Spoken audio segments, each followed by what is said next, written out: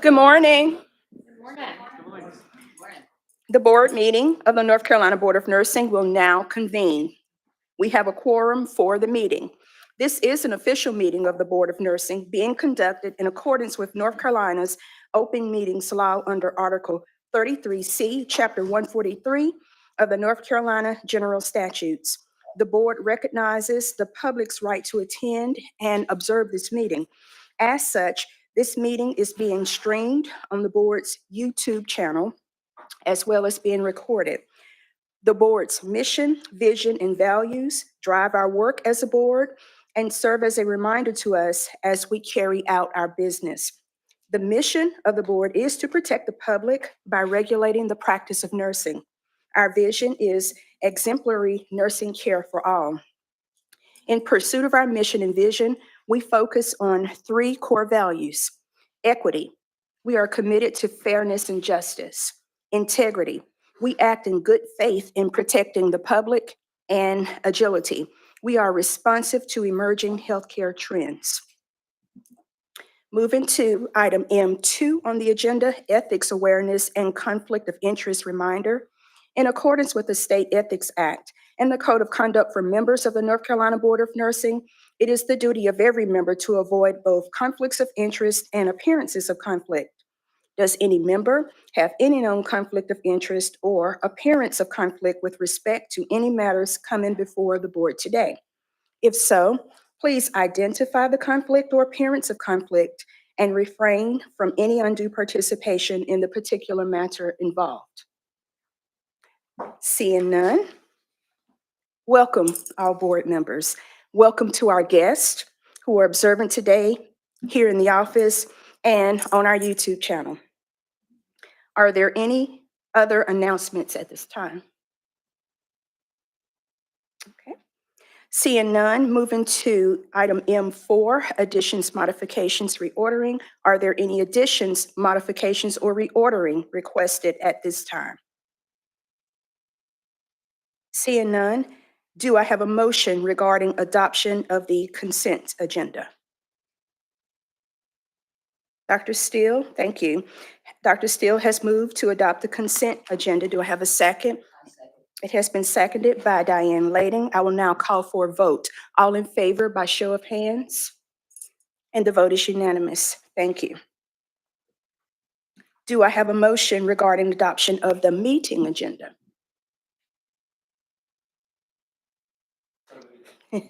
Thank you. Tom Menowitz has moved to adopt the meeting agenda. Is there a second? It has been seconded by Sandra Lewis. I will now call for the vote. All in favor by show of hands, and the vote is unanimous. We are now at the open comment period portion of our agenda. The purpose of the open comment period is to provide members of the public an opportunity to share their concerns, offer views, and present questions regarding issues that impact nursing and nursing regulation. At this time, do we have anyone? We do not. Thank you. So at this time, we have no request. Therefore, we will move to the next agenda item. At this time, I'm moving to item M7, presentation of slate of candidates. I will now recognize Andrea Jepson.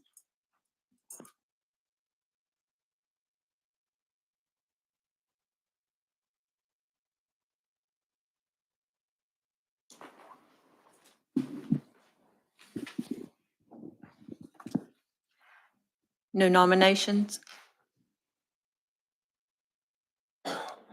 Good morning, Madam Chair, members of the board. I am here to present the slate of candidates for the 2026 Board Chair and Vice Chair. You can refer to agenda item M7 in your packet or on your onboard. The 2026 slate of candidates for the North Carolina Board of Nursing Chair and Vice Chair are: for Chair, Dr. Ronkel Ingram, and for Vice Chair, Dr. LaDonna Thomas and Dr. Carmen Shaw. Andrea Jepson has indicated there are no nominations from the floor. So, board member, staff would like to recommend that the slate of candidates for Chair and Vice Chair be accepted as presented and outlined in agenda item M7.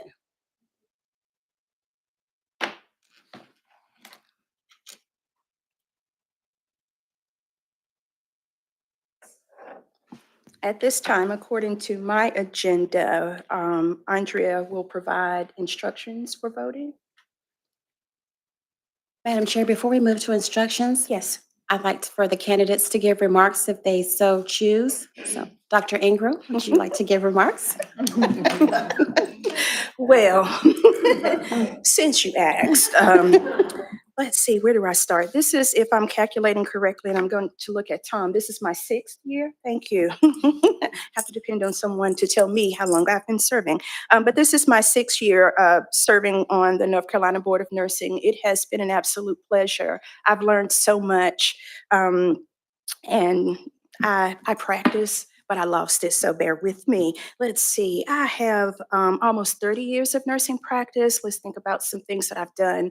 I have had the pleasure to start and implement 3 North Carolina-based BSN pre-licensure and some RN to BSN programs here in North Carolina. I do keep track of those programs, and they are progressing well, so I'm happy to include that. Right now, I am the founding dean. I started as the founding chair of nursing at the Teresa Kane School of Nursing at High Point University. So yet another opportunity, that's number 3, where I've just, again, had the opportunity to contribute to nursing in various ways. And so that's, everyone knows that we have a nursing shortage. And so to be able to start programs that contributes to the nursing shortage, it also helps us with jobs. So created a few jobs. I've served on various committees here at the North Carolina Board of Nursing, and I've chaired several of those committees as well. And so with my leadership, I love protecting the public as a nurse, whether I'm here at the board or not. That's what I do. That's what we do.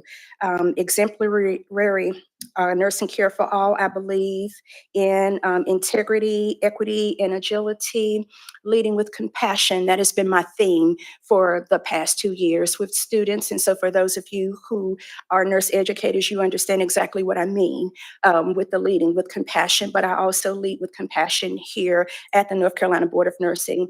I like for us to make informed decisions. And so as we regulate, it is important that we all understand what we are saying, what we are voting for.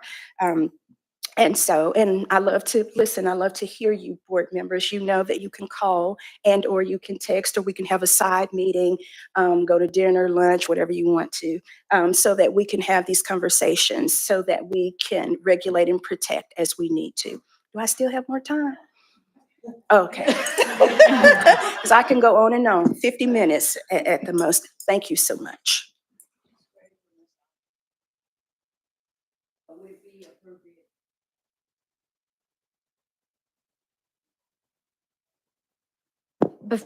Before we do that, we do need a motion to accept the slate of candidates as recommended in the board book. Madam Chair, is it appropriate to make the motion now to accept the slate? Yes, I think it would be fine. We were going to do after remarks, but that'll take care of it right now. Okay, so I would like to hear the remarks, the remaining remarks, but at this time, I'd like to move to accept the slate as presented. Is there a second? Okay. Thank you, Dr. Steele, and I saw Ms. Moore, or Dr. Moore now, I believe. So we will vote. All in favor to accept the slate of candidates? And it's unanimous. Thank you very much, and I apologize. So we'll go back. Ms. Layden, I believe you had comments. I'd like to make a motion that we accept Dr. Ingram as our new chair by acclamation. Thank you, Ms. Layden. I think I'm like out of this, or do I Well- conduct this component? Well, I'll second the motion. Okay, thank you. It has been seconded by Tom Minowitz. I'll now call for a vote. All in favor by show of hands. Any abstentions or? Thank y'all. Thank you so much. I'm honored. Thank you. Thank you. And now we will hear from our vice chair candidates. Yes, ma'am. Yes, we will. Dr. LaDonna Thomas.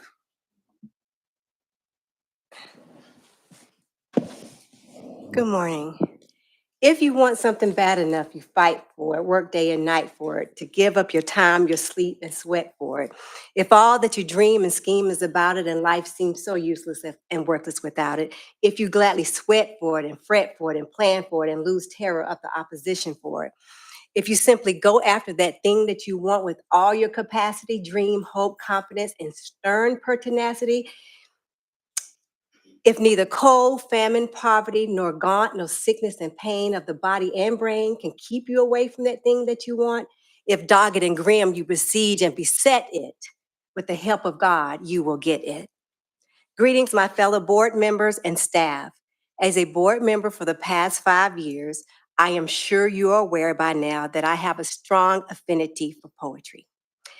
In this poem, written by Les Brown, the author speaks about wanting something bad enough that you should go out and fight for it. You should work day and night for it, to give up your time, your peace, and sleep for it. As a board with a strong mission to protect the public and fight for what is right, that should resonate with us all. As a collective, we work together in concert to protect the public with stern pertinacity to do what is right. I am asking for your vote as vice president of the board, where we would continue to work in collaboration for the good of the order. It does not matter if I'm reading to the future nurses or reading policies or directive to our novice or seasoned nurses. I am able to read the room and assess the needs and concerns of the board members. As the immediate past chair of the board and having served as chair on many committees, I understand what supporting, collaborating with the chair should look like. I have a working knowledge and can anticipate the needs of the chair. I will not go through all of my current and past leadership roles on the board, as you can review my involvement on page 53 M7. However, what I do want to focus on is that if elected as the vice president of the board, I will work in collaboration with the chair, board members, and CEO and board staff.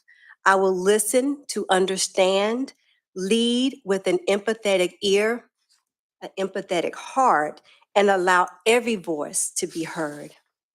I am seeking your vote for the vice chair, as I am passionate about my work and contributions to the board with protecting the public, while also becoming involved in regulations concerning education, RN, LPN, and APRN practice, such as the future of Full Practice Authority in North Carolina and rulemaking for the midwives in the state of North Carolina, just to name a few. If provided the opportunity of being elected as the vice chair, it would be an honor. Additionally, it would be my mission to continue to allow my personal leadership strengths, past and present leadership experiences, to be the driving force in becoming a successful vice chair. Thank you. Thank you, Dr. Thomas. And we will now have remarks from Dr. Carmen Shaw. Thank you. And thank you, Dr. Tillman, for allowing me to make remarks, as well as my fellow board members today. For the past 2 years, it has been an honor to serve alongside such dedicated colleagues. I think everyone is uniquely different, and I think that's what makes us an amazing board. Also want to acknowledge Dr. Thomas for stepping forward as well as a candidate today for vice chair. So my personal mantra is bloom where you planted. And that really came from my first leadership role in 1996. So I know you all are going to start doing your math. When I was 18 years old, I was a freshman Division I women's basketball team manager. And I was young and placed in a unique and privileged place of leadership. And from there, I always knew that we are all planted in different phases throughout our lives. And while we're there, it's important for us to invest, activate, and grow until our next season. And so essentially, what that really means to me is making the most of where your feet are planted right now. So today, I am requesting your support as I seek this role as vice chair for the first time. And throughout my contributions as a board member here, I've worked to advance our strategic priorities through collaborative leadership, participating and being involved in national board education, as well as committees such as education committees and our licensure panel and administrative hearings and our hearing panel. And I also have a serious commitment to protecting the public through regulation of nursing practice. If my close colleagues and friends were to describe me today, they would unanimously say that I am accountable, number one, accountable, and I'm willing, and I'm always willing to be the first to admit my mistakes. Secondly, I am a visionary. I really have a mindset that is really considering both the near and the far. And thirdly, I am a people leader. I lead with integrity. I lead with confidence, fairness, and compassion all the time.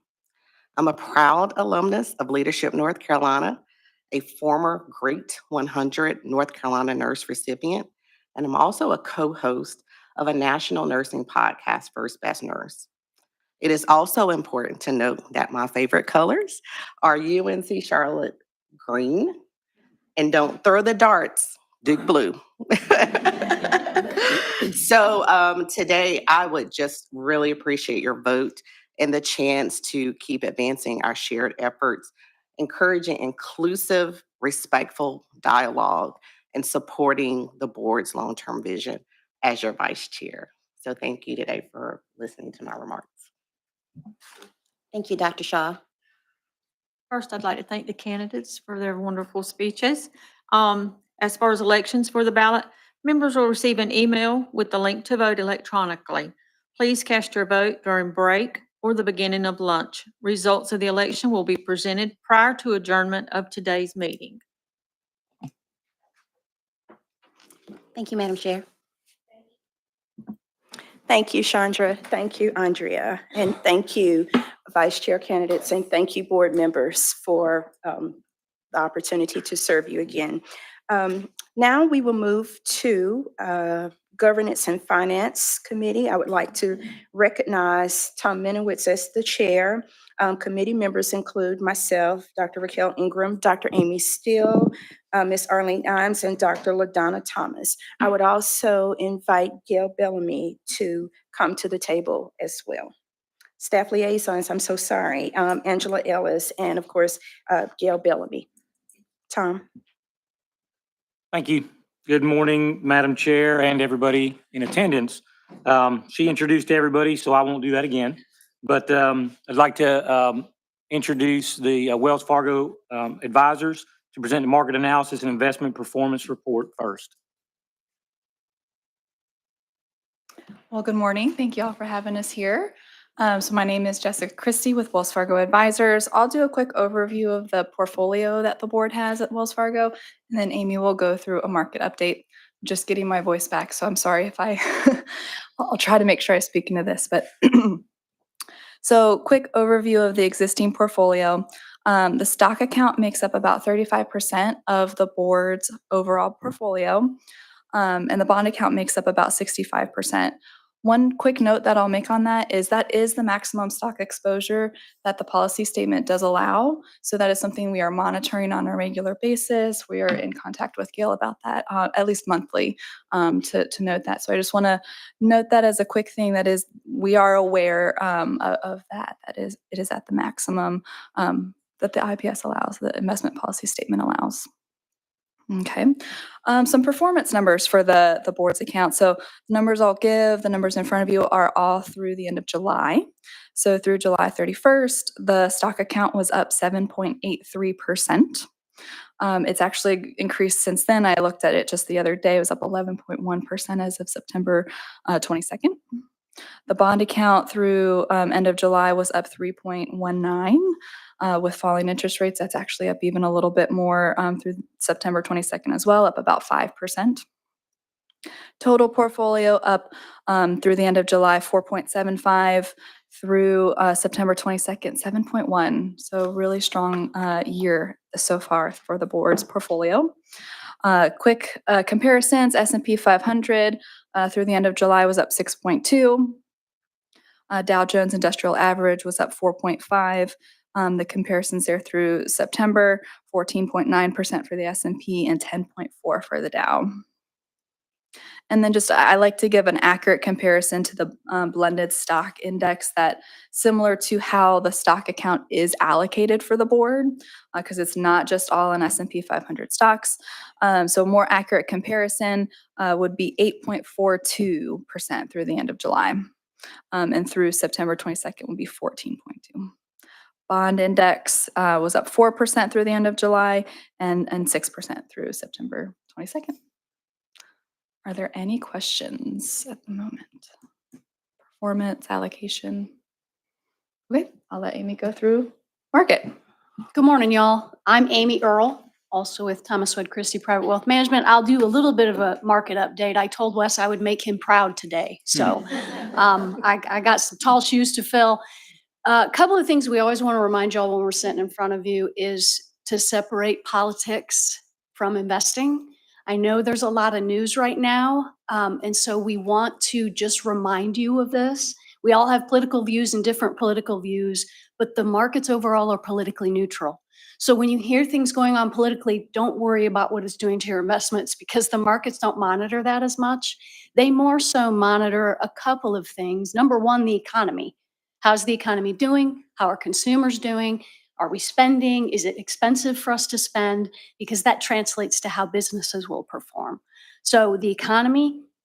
The other thing markets watch is uncertainty. Markets do not like uncertainty. So if anything comes up that's uncertain, that will cause markets to move. We expect, I'll give you a couple of stats and then I'll spend just a couple minutes going through some great information that just came out a couple days ago. So it's really new from our investment institute about 4 signals above the noise. But we expect about a 1% rate of growth for this year. So not really exciting, but the key is there's not a recession expected. And that's a big deal. We've gone through a lot. You've heard about soft landing in the news. Are we going to get a soft landing? Based on what we can see now, that's happening. But it's a time when things are being watched very closely. The market's watching closely for signs of uncertainty. And then the first rate cut was already done in September by the Federal Reserve. That's a good thing. Markets want that. The Federal Reserve is expecting to cut about 1% within the coming year. The markets want more than that. So it'll be interesting to see how that balances out. And I won't dive into data there, but so overall, that's the outlook. But 4 signals above the noise, I'll be really brief, but I think this will be very helpful to talk through that idea of separating sort of politics and the things in the news from your investments.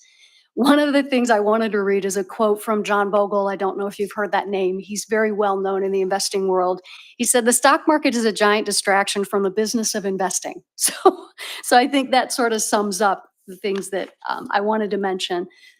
The first thing that's happening where you have to look into the signals that are within the noise are the idea of fiscal clarity above the trade noise. So there's a lot in the news about the trade tariffs.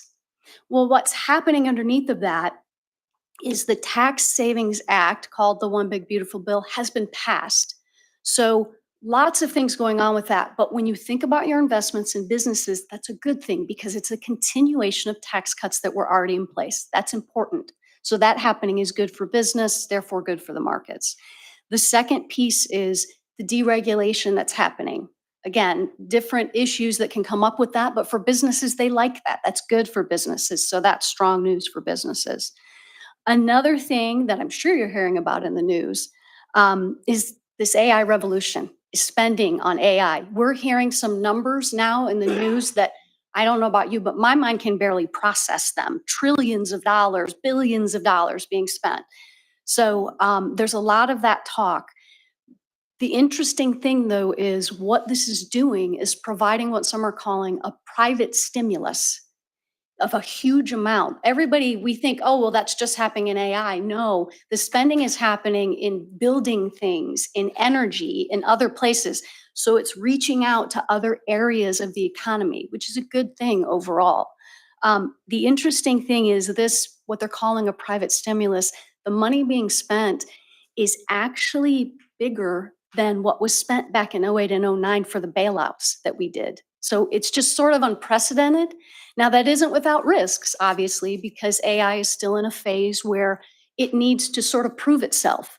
And we're starting to see that. I know we were surprised to see we now have Microsoft Copilot on our desktops. And working in finance, I never thought we would see AI this quickly, but we're using it now. So it's happening, and it's happening in a lot of other ways. So that's another thing. The idea of the signals below the noise, that level of stimulus is a great thing for the economy. The third thing is the monetary policy direction above the Fed composition noise. So all over right now in the news, you're hearing about who is on the Fed, who's being removed from the Fed. But the interesting thing is, historically, when the Federal Reserve starts to cut rates, but there are no issues in the economy, it's very good overall for businesses. So we're poised to have things be very good there. So just to think about that, over the noise. And obviously there are other issues politically and socially that are happening, but when you think about your investments, that has the potential to be a very good thing overall for the economy and for investing. And last, but certainly not least, I'm sure you hear in the news about, we talk a lot about the Magnificent Seven a couple of years ago. There are still a small amount of companies that are driving a lot of what's going on in the markets and somewhat in the economy. So you hear a lot about, maybe is this another bubble? Is what's happening with their valuations? What you don't hear about is underneath of that, there are companies within the S&P 500 or larger companies where things are broadening out as far as companies doing well. It's not just those companies anymore. And it's not to get too technical, but the SPY measures the market capitalization S&P 500, which is the big stocks are going to weight heavier in that. And so we always look at what are called price earnings ratios, meaning what's the value of the stock versus what we expect them to earn. They're selling at 23 times earnings right now, which is really, really high, which is why you're hearing that in the news. There's an index called the RSP, which is the S&P 500, but it's equal weighted. Every company gets equal weight. Right now, that's only trading at 18 times earnings. And those companies overall are doing pretty well. So again, what we're not hearing about underneath the noise is the expansion of the market breadth of companies doing well. So I apologize that may have been a little longer than you wanted, but this piece is so useful. If anybody's interested in it, let us know, or you can look it up on the Wells Fargo Investment Institute site because it's really useful. Any questions, y'all, about market stuff? Well, good. Thank you all for No. having us. Thank you. I do think it's important. I feel like I say this at least once a year, but it's important, like our performance this past quarter and for the past year, as long as we're beating inflation, that's a good thing. If we start losing to inflation, then our value is actually going down significantly. So thank you for all that information today. All right, and then now if everybody would look at your M11 review of your financials, and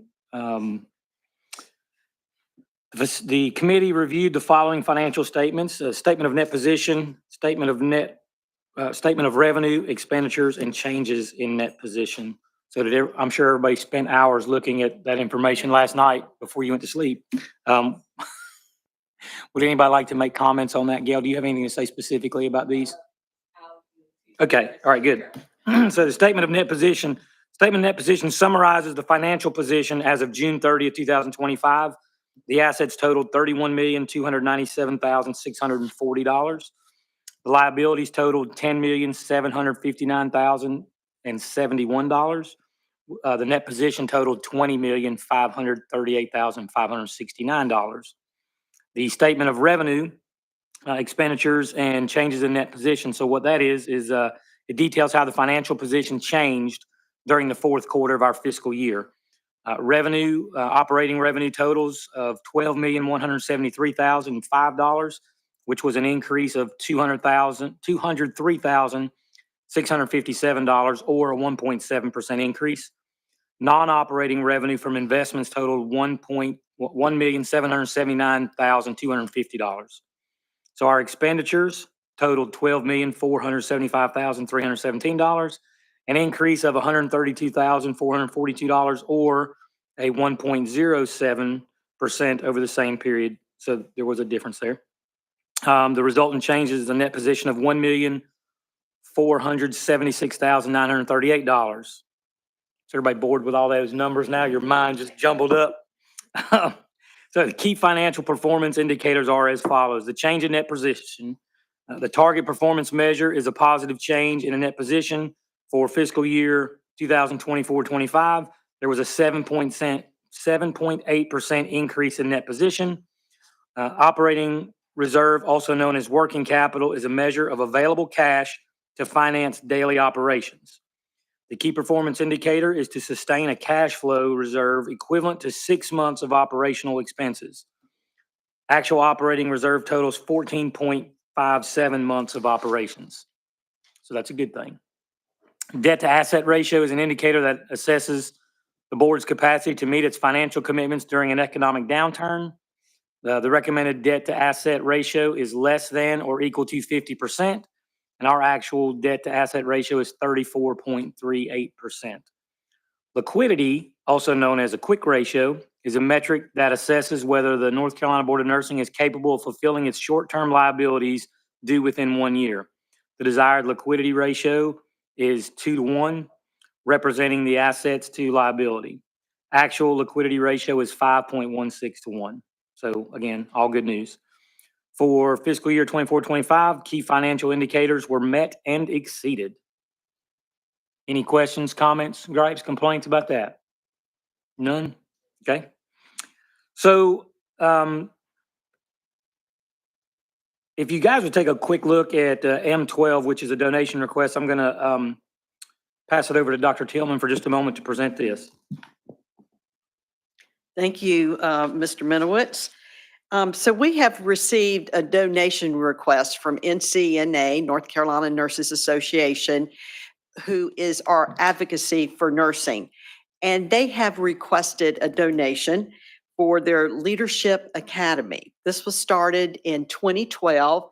And NCNA, they go across the state to look at potential new nursing leaders, and they go through some seminars. So we have certainly known some people who have gone through this, and it's an excellent program.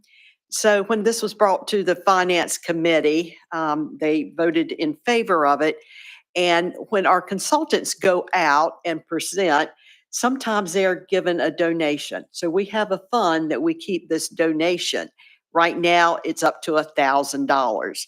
So the Finance Committee suggested that we donate all $1,000 to the Leadership Academy for NCNA.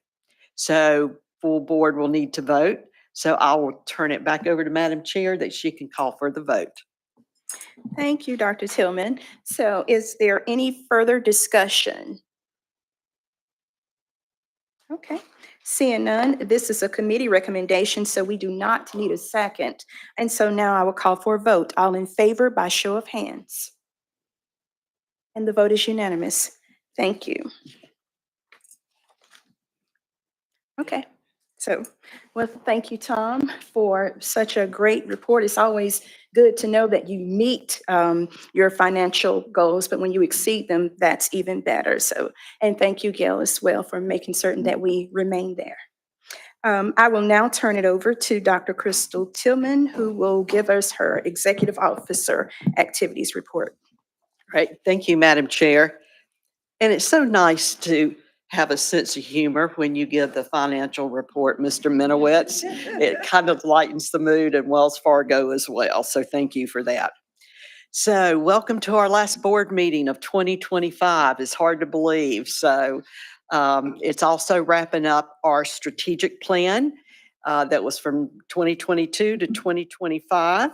So our mission, as Madam Chair alluded to earlier, is protect the public by regulating the practice of nursing. So we are in the midst of our new strategic plan, and the full board will meet October 7th for a board retreat, and we will be meeting with the Waller Consulting Group, and they will help us and make sure that our mission, vision, and values is on target if we need to change it. We will also look at our initiatives, and that's what the board will work out.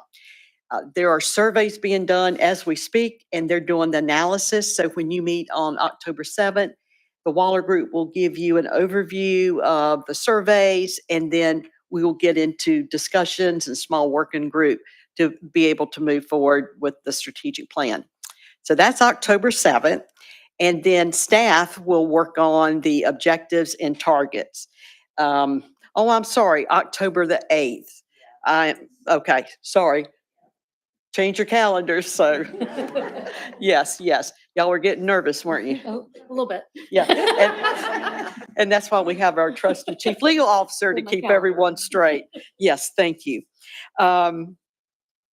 So yes, we will be meeting on October the 8th. And so board staff, they will then take it and work on some objectives and target. We will do a lot of that work for you as board members, and then we're going to bring it back to the core group and then back to the full board in January to have you all vote on it, approve it, edit it, however you would like to. But what we're voting on will be the mission, vision, and values and the initiatives for January. And like I said, we want to get as much done as we can so you have something to work off. So any questions about our future roadmap that will serve us?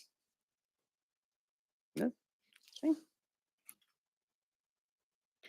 So election time is over for 2025. We have 3 new board members that will be coming on. Our registered nurse at large is Dr. Christopher Burr. He is an CRNA, and he currently works at First Health of the Carolinas.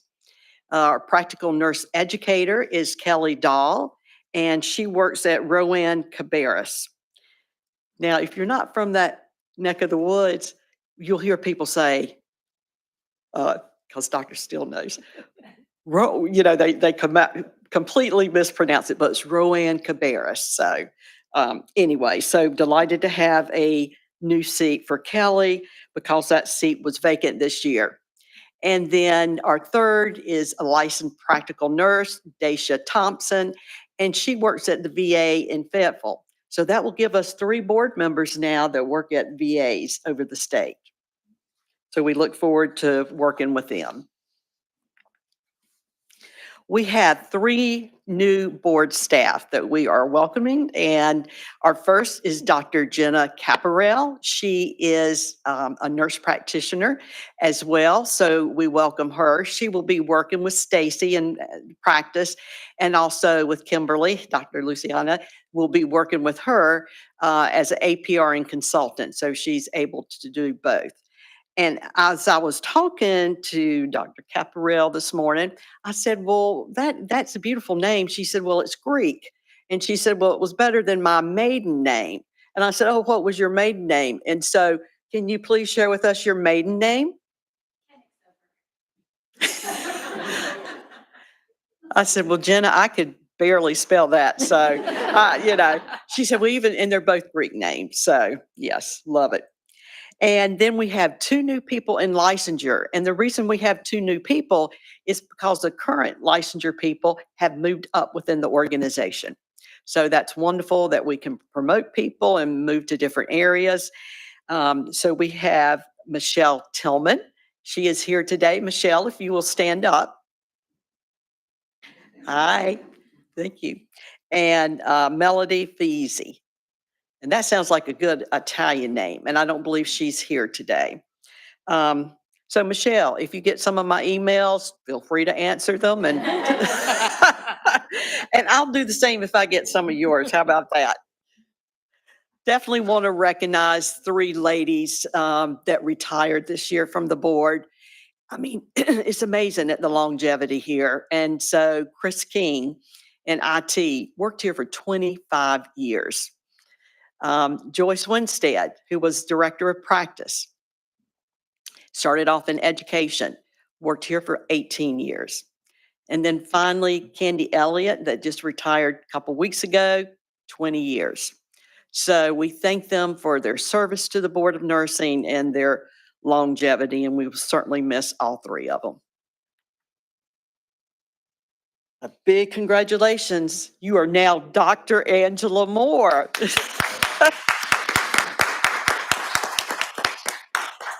And literally, your commencement date was September 19th. So you graduated with a DNP and educational leadership. So what an honor. And I know you just got back from Illinois. So congratulations. So we all know now to call you Dr. Moore. Well earned.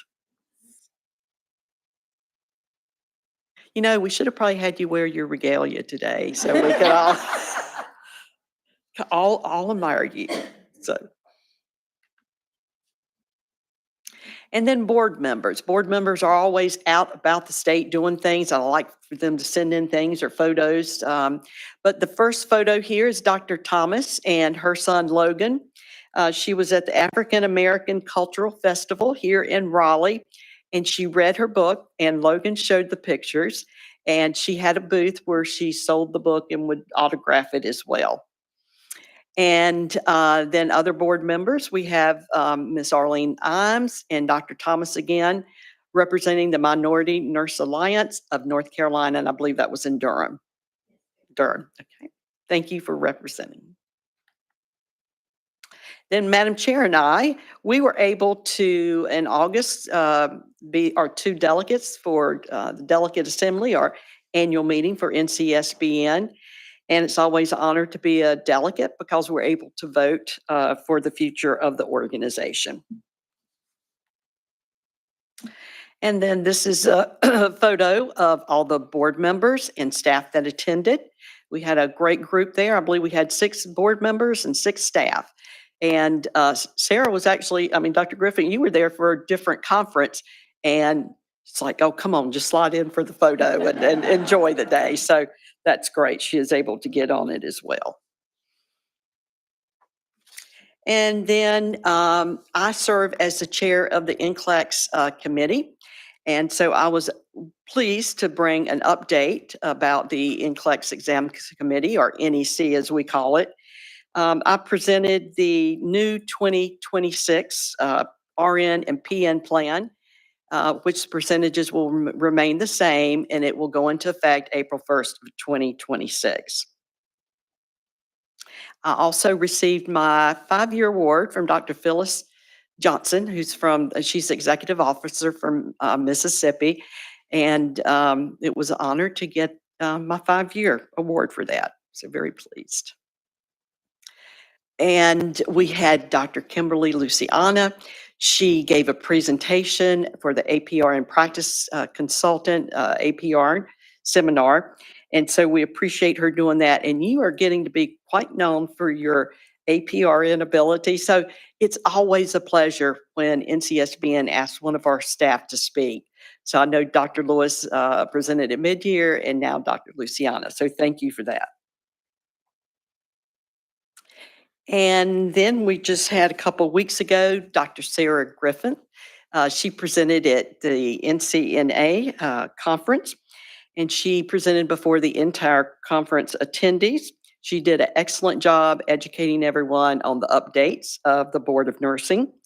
And I know we had both board members and board staff present. We also had a booth there as well and giving away goodies. And so we got to talk to a lot of nurses. And we also had board members there as well. So here is a picture of them, look like having fun. So had 3 board members, great.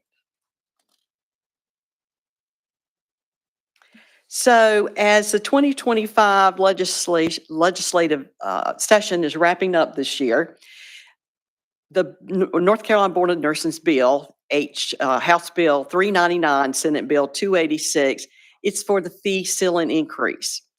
Right now, it's kind of stalled in the Finance Committee, but that's okay because it will remain alive for the short session in 2026. So hopefully we will get movement next year and move forward. If you go to our website and scroll down to the bottom, you always get current data of how many licensees we have. And now that we're wrapping up with our last board meeting of the year, I wanted to show the increase of nurses that we are having in North Carolina. We are now up to over 188,000 licensed nurses, which is just amazing. 21,000 are advanced practice RNs. And you can see on that second line, the number of APRNs. Also like to talk about the Nurse Licensure Compact because we've recently had 2 new states enact the law. We've had Massachusetts and Connecticut. So we feel like with the Northeast movement that's going to begin to put a little pressure on New York, and hopefully they will become a compact state as well. You know, as being on the compact, nursing, we're a leader in the compact. So other healthcare professions, they really look to us to say, wow, look what a great job nursing is doing. And we were like one of the first as well. So very proud of that. And it will be great when one day we have what we call a one compact nation. I'm also pleased to be able to serve on the NLC Executive Committee. We had our 25th anniversary this year. We celebrated at mid-year. We also celebrated at annual meeting. The committee consists of Tennessee, North Dakota, Colorado, New Jersey, Kentucky, and North Carolina. So very pleased to serve with my colleagues. APRN Compact. Can't wait till this begins to come into existence. So we need at least 7 states before it goes into effect. Right now, we have 4 states that are in blue: North Dakota, South Dakota, Utah, and Delaware. So as you can see in the green states, if just a few more of those flip, we need 3 more, then the APRN Compact will be enacted. So just wanted to update you about that as well. Also, the American Association of Nurse Practitioners. This is the current map. As you can see, we don't like to be in the red, but North Carolina is in the red because we still remain jointly regulated with the medical board, and we have restrictions on our practice with nurse practitioners. We have over 16,000 nurse practitioners in North Carolina. And the Hurricane Helene nurse practitioner is still on and remains in place, that you do not have to have a supervising physician currently. So let's hope that remains longer to help out our neighbors in the western part of the state. Wanted to give a shout out. This is such a wonderful effort of collaboration. Dr. Griffin and her team coordinated everything. It was in conjunction with the Board of Pharmacy. I hope you all were able to hear it. If you didn't get a chance to hear it, it is on our website, and you can get continuing education hours as well. So, but Jay Campbell, who is the CEO of the Board of Pharmacy, he answered questions on behalf of the pharmacy, and it was just a great presentation, very well received, and thank you to all our staff who participated as well. So here we're going to talk a little bit about Operation Nightingale Phase 2. So this occurred last week. Got a email from our FBI agent, Eddie Caliente, who's given us an update. And we now have additional charges against 12 defendants. And there you can see the names of the programs. All of them are in Southern Florida. And yeah, and it's the Southern District of Florida Attorney's Office that will be working with them. So that brings us up to more schools that they're identifying. And so once we have identified them, then we can move forward and working with people who possibly have fraudulent license. So as soon as we got the news, as you can see, on September 19th, something was posted on the NCBON website. And we wanted to come out with a statement about what is going on. What do you do if you suspect someone having a fraudulent license? This is not the entire thing, but I just wanted to let you know that there is something on there. our great communications team. They immediately got things out on our Instagram, Facebook accounts, LinkedIn, to make sure everyone is aware. So this is kind of something near and dear to my heart. Lori Scheit, who is the executive officer in Missouri, sent me this article a couple days ago. Florida operator accused of selling fake degrees to nurse implicated in a patient death. So this happened in Missouri. It was a patient with atrial fib. The nurse with the fraudulent license did not recognize atrial fibrillation, failed to call the provider, and when the patient started declining and eventually did call the provider, went to give some medications to treat the atrial fibrillation, but the IV in the arm had infiltrated. Does everyone know what an infiltration is? I didn't think so, so it's going to say. So your IV, the little flexible tube, is supposed to go into your vein. Sometimes it will puncture out of the vein, no longer being in the vein, and it goes into the soft tissue, which usually you'll have redness, swelling, and it's very painful. So this person injected the medication into the soft tissue. So the person did not actually get any of the medication at all. So I think we're going to see more of these cases, but it's interesting on this one that the operator of the program has been implicated as well. So wanted to show where we stand in North Carolina. And thank you to Donna Culpa for getting me the data. And I know that Alexis Trimble, you and Donna work closely together to do the fraudulent cases. So thank you for that. So we now have 27 schools considered to be fraudulent or suspicious in Southern Florida and across the U.S.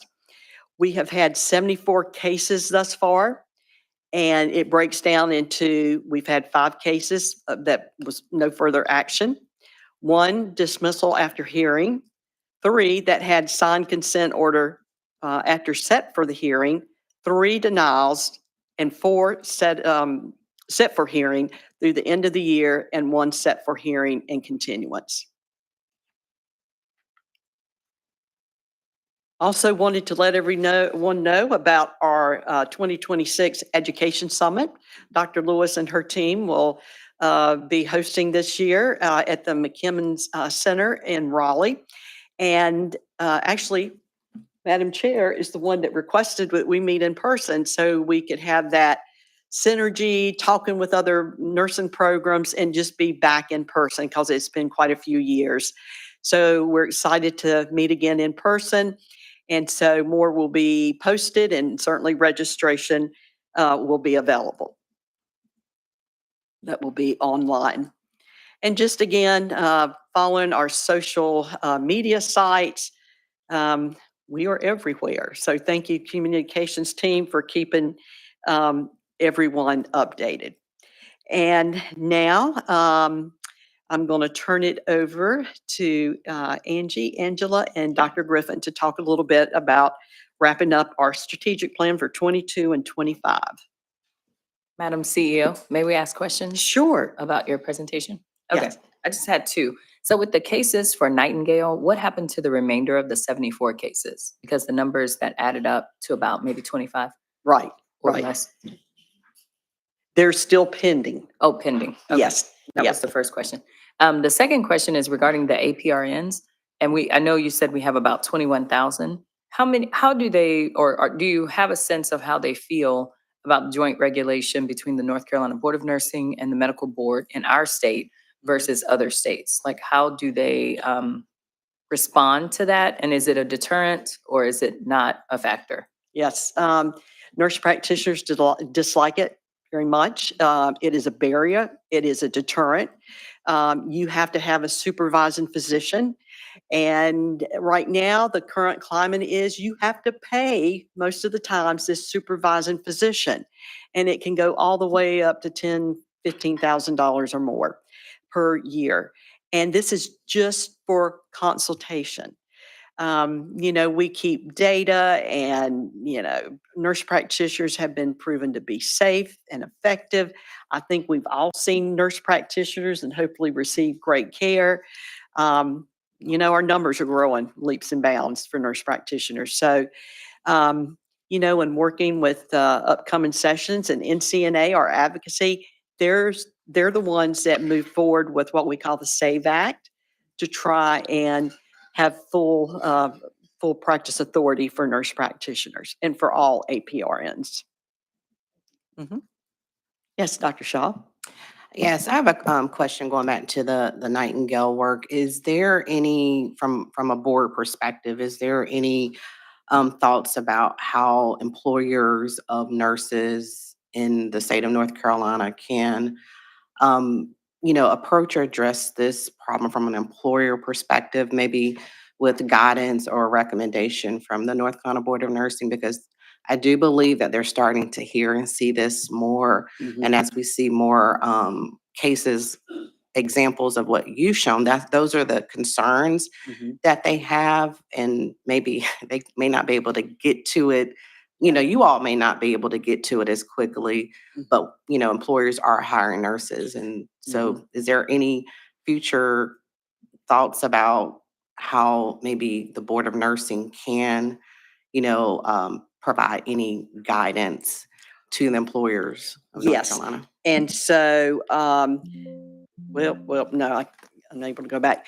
But if you go to our website and that statement that I shared earlier, there is a link in there that you can go to it if you suspect someone having a fraudulent license, and you can certainly report them and we can investigate it and just make sure that their, license is in good standing. And yes, you can add to it, Meredith. Thank you. So Dr. Shaw, that's a really good question. And what we're encouraging employers to do is to not only address the alleged practice violation, but any competency issues that you're seeing. Not just overlook the little things. Sometimes we try remediation first, but if it's truly a question of fraudulent education, make sure that that's included in the complaint with the allegation that there are competency concerns in addition to specific instances of violations of the Nursing Practice Act. Thank you. Yes, ma'am. So are we to assume that every graduate from those schools is really in question at this time, So over the last 5 years? the information that we've been provided talks about specific dates with programs. The information is also varied between programs and the defendants involved in the FBI investigation. So what the board is doing, what board staff is doing, is vetting the individuals and looking at all of the information we've received. So just as an example, for some of the indictments and information that we've been provided, it provides a specific time range. So let's say that the degrees that were issued between 2020 and 2024 were fraudulent, and we get someone who got a degree in 2019. We don't have the evidence in that case to show that they got a fraudulent degree. So the assumption is that they did receive the appropriate education to obtain licensure. Now, some of those issues come up, if they're in that 2020, 2021 range, we do have evidence that we can proceed. There are some that are in a gray area, right? I mentioned 2019. Let's say that the graduation date was 2019, but the degree wasn't conferred until early 2020. That's when we're asking employers to provide other information that we can look at to assess the nurse as a whole. So we're not going just by what we're seeing. We're actually digging a little deeper to make sure that we are doing the right thing and protecting the public, but also making sure that the nurse has due process. Thank And I just wanted to add one more thing. Next week, we will be celebrating all staff. Every year, annually, we celebrate and we do something fun for half the day and have a luncheon. So I think we will be bowling, taking a few hours out on Wednesday to go bowling. So looking forward to that. But I just wanted to thank all staff because we work so hard here and you're so dedicated to your position and certainly keeping the public safe. So a big thank you. And I honestly, if I didn't have such great staff, I wouldn't be able to serve on NEC or the NLC. So thank you all for your commitment to the board.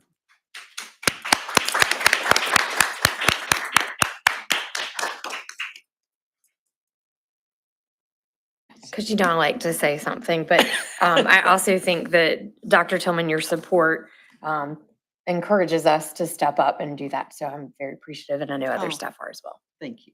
Yes, ma'am. Think we're ready? Yes. All right, great. Well, good morning, everybody. My name is Dr. Sarah Griffith. I'm the Chief Nursing Officer, and I'll have my colleagues at the table introduce themselves. Good morning. I'm Angie Mathis. I'm Associate Nursing Officer here. And I'm Angela Ellis, Chief Administrative Officer. All right, so let's get started on the strategic plan update for board members. This is in your packet, agenda item M14. To provide a quick overview for individuals that may not be aware of our strategic planning process, the Board of Nursing has been involved in a 4-year strategic planning cycle for over 20 years. It is built upon our mission, vision, and values, our mission of public protection, our vision of exemplary nursing care for all, and our values of equity, integrity, and agility.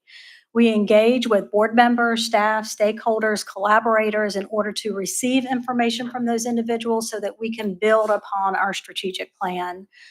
Our board members establish those initiatives and objectives. They give us that approval, and then staff develop specific targets associated with the departments based on a calendar year basis. Our next strategic planning cycle, as Dr. Tillman talked about earlier, is going to be from 2026 to 2029, and Angela will provide a little bit more detail later in the presentation regarding that. So one of our staff members who sits behind the window back over here, Brad Gibson, created this wonderful document for us that outlines our strategic plan. We have currently 4 strategic initiatives, and under each of those initiatives, we have 3 to 4 objectives. And again, staff develop the targets on an annual basis. So an important aspect of providing these updates is to showcase the work of the staff. And so although it's 3 of us up here and Dr. Tillman leading us in the strategic plan, it takes a lot more work from other individuals throughout the organization. So all these individuals listed on this slide, plus their staff in their respective departments, work towards achieving the targets that they establish and overall achieving our strategic plan. So to provide a high-level overview of the status of our strategic plan at this point, board staff have achieved 45 targets. 40 of those targets that are still being worked on are on track. We have a few that are off track, but overall, there's been significant progress in achieving our strategic plan. The number of activities staff are involved with within the organization and outside the organization are directly aligned with our mission, vision, and values. This enables staff to learn and to engage with others on a state level as well as on a national level. And that helps us be the front runners in nursing regulation in North Carolina as well as across the country. Multiple staff members do serve on NCSBN committees. As Dr. Tillman talked about earlier, she serves as the NCLEX examination chair and is continuing that service with NCSBN. And in January of 2026, we'll provide a comprehensive list of all the individual staff members that are serving on those committees. This year, I began tracking where we're offering presentations. So what counties we're providing presentations by practice staff, education staff, APRN, anybody that's providing a presentation on behalf of the board, in order for us to identify, are there counties that we're missing out on? Are there schools that we need to reach out to? Are there agencies that we need to reach out to offer some of the presentations that we currently offer? And again, multiple departments provide these presentations. We provide information on scope of practice, investigations, our program director orientation, and then as Dr. Tillman talked about, our IV hydration and infusion webinar that we recently did with the Board of Pharmacy. So let's talk about each of the strategic initiatives, and I'll start with strategic initiative number 1, which is to enhance public protection through collaborative leadership. The first objective is to ensure fair, efficient, and effective regulatory processes. And there are 3 targets underneath this objective that I'll talk about. The first one is to perform positively compared to benchmarks for cycle time and licensure. And licensure continues to process applications within 3 days, less than 3 days, once all that information is received from the applicant. So we are able to process those applications once the applicant has provided us the information we need to review in order to provide that license to them. The second target is to examine legal processes and data analysis from the conclusion of an investigation through that final order or resolution of that investigation. And that staff is continuing to review and revise as needed the cycle times and the acceptance of those offers that we send out, and then those hearing committee and administrative hearing outcomes. The last target on this slide is to revise public complaint submission process, the submission form and FAQs, and that's really directed at employers and members of the public that may be submitting complaints to our agency to investigate. It gives them more details in order for them to submit the information that is needed. Our next objective is to promote legislative change that advances the public protection through exemplary nursing care. This target is to report on proposed bills that may impact the board and/or nursing. Our legislative team has been monitoring multiple bills and has provided written responses to legislators on some of those bills that impact nursing and nursing regulation. The next objective is to provide adequate resources to fund programs, services, and operations through maintaining a strong financial position. And I think this will be redundant based off of the Governance and Finance Committee reports earlier. So that first target is to perform positively compared to benchmarks for net position, net revenue, liquidity, investment performance, liability assets, revenue expenses, and operating reserves. So our Finance Committee did meet in August and reviewed those key performance indicators for this past fiscal year. And as you heard about earlier, we're meeting those key performance indicators. The next target is unqualified clean audit report. That audit is underway, and a report will be forthcoming to the Finance Committee in December. The next objective is to increase visibility and impact of the organization. The first one is to utilize current technology to provide stakeholders a better understanding of how to access our information. We have robust information on our website, so we've identified that we need to share with individuals how and where on our website that information is stored. And so we will do frequent posts on our social media platforms in order to share that information. Our next one is to identify opportunities to communicate with public and licensed nurses. We are continuing to receive requests for presentations. Most recently, practice staff have provided presentations to UNC and UNC Rex, First Health, Moore Regional, Buncombe County Health Department, and Eastern AHAC. And then again, that collaboration, which we're very proud of, with the North Carolina Board of Pharmacy. The last target is to revise and publish an updated simulation guidance statement. Our education department has worked on that, and it is available on our website underneath the education tab. The last objective that I will talk about is to increase visibility and an impact of the organization.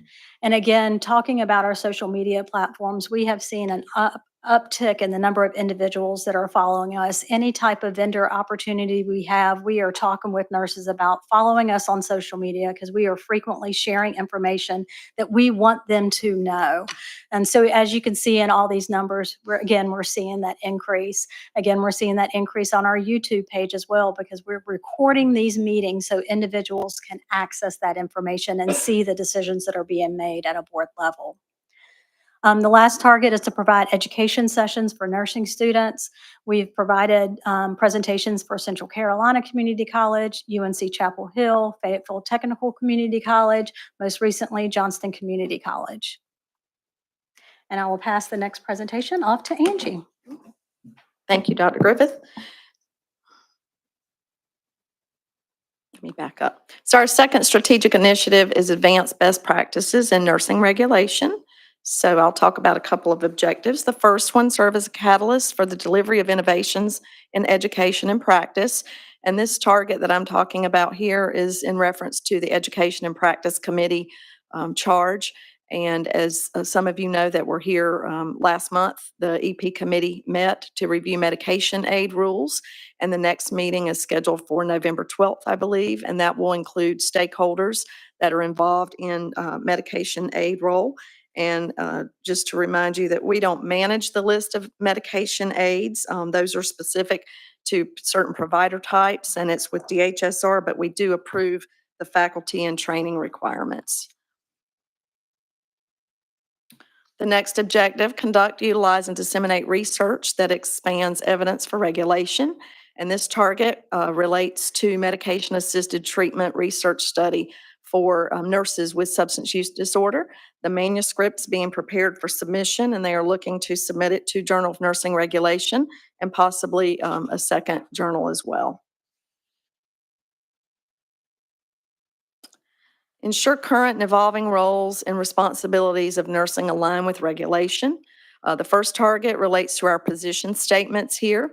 Practice departments begun review of our existing position statements for reformatting, and initial work has been drafted and is currently under review. And the APRN scope position statement is being reviewed for revisions as well at this time. The second, develop resource information for nurses interested in owning a nursing service business.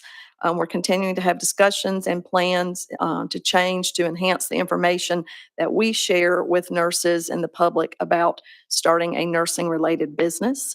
And FAQs have been developed, and they are currently under review and being edited related to nurses owning a business.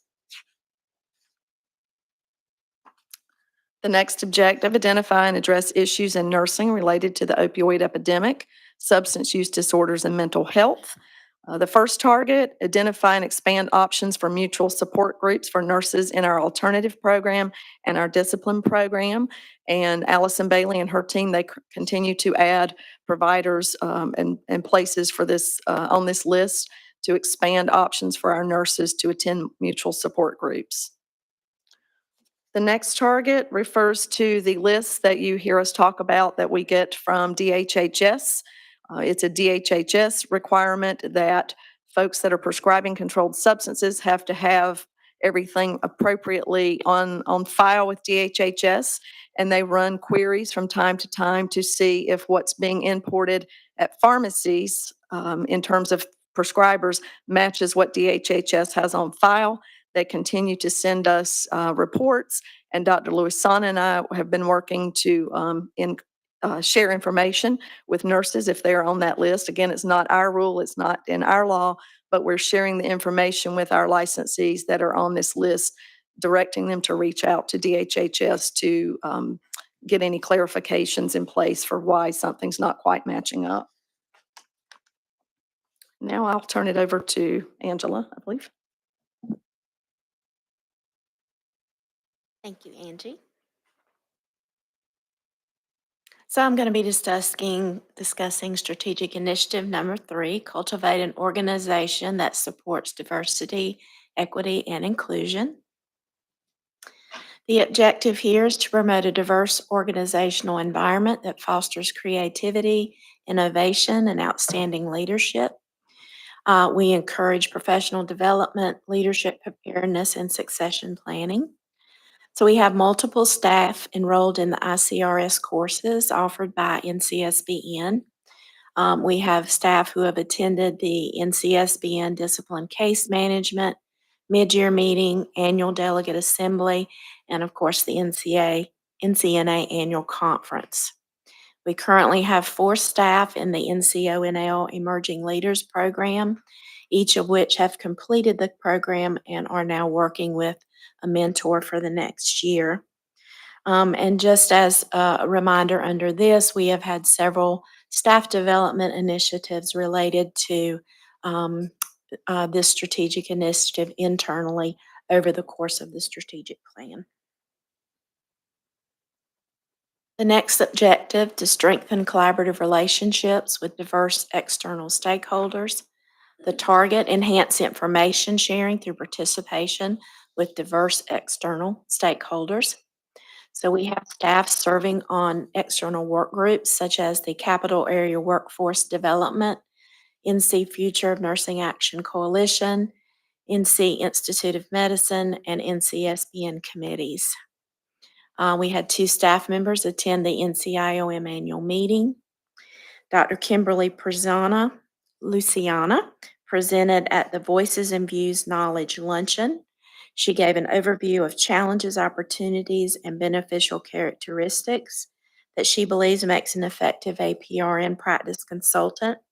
This also included attendance by board staff, board members, and several other speakers. So moving on to strategic initiative number 4, foster mobility of licensed nurses and facilitate access to safe nursing care. The objective here is to support efforts for ongoing nursing workforce trends. The target, ensure procedures align with newly updated exam and endorsement rules that the board approved last year. PDSA, as you recall, is our quality program, which stands for Plan, Do, Study, Act. And we're currently reviewing 3 initiatives within the program, and that includes the examination process, professional limited liability corporations, and we're beginning to look at education. So we've been very busy reviewing those processes. The review of the APRN applications based on APRN workforce study is currently on track. So Dr. Tillman addressed a little bit of what's coming up with next steps. As you can see, we are working with a consultant. They have been provided resource documents for analysis. We've had our first work group meeting of board members and staff, and are currently, the Waller Consulting Group is currently doing a stakeholder survey and focus group interviews. We do plan on more board member engagement, and of course, we have our board retreat on October 8th, which will focus on the upcoming strategic plan. And the full strategic initiative draft will be presented to the board for 2026, 2029 at the January board meeting. Questions? Thank you.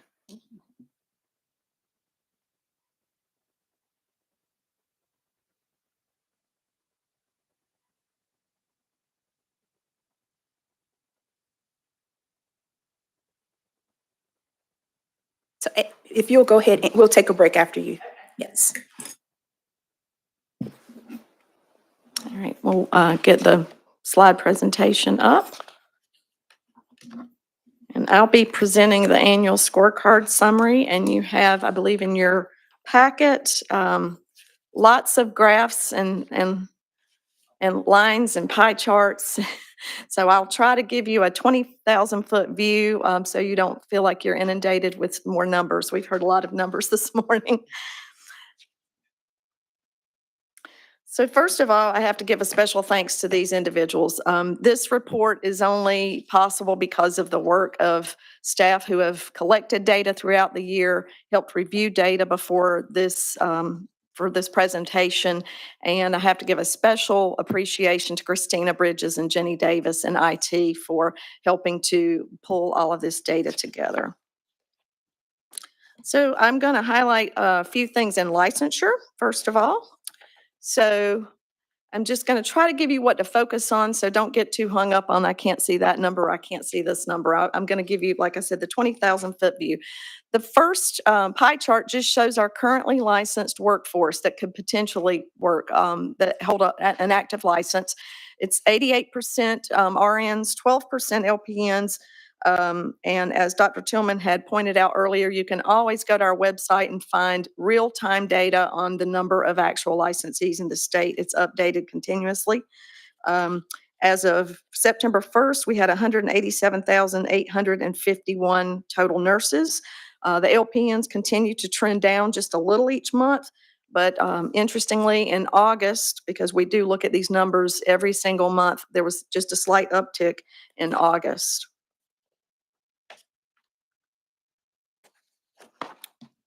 Okay. The next three show three of our APRN roles: nurse practitioner, the first one, CRNA, and then clinical nurse specialist. And as of 9/1/25, we had a total of 21,337 APRNs for all four roles. Our next two slides show our certified nurse midwife data. And as you'll see, something different happened between 22 and 23. So if you're wondering what happened in 23 that made this change, as you'll recall, the Senate Bill 20 was enacted in 23, which gave certified nurse midwives with 4,000 hours and 24 months of clinical experience. They were able to then practice without a collaborating provider. So that's why you see the change in 2023, where our independent numbers start going up and the numbers requiring a collaborating provider started to go downward. Okay, these are interesting, and it took me a while to study to get my head wrapped around, like, do we have somebody born in 1920 that's out there working on a unit, taking care of 30 patients?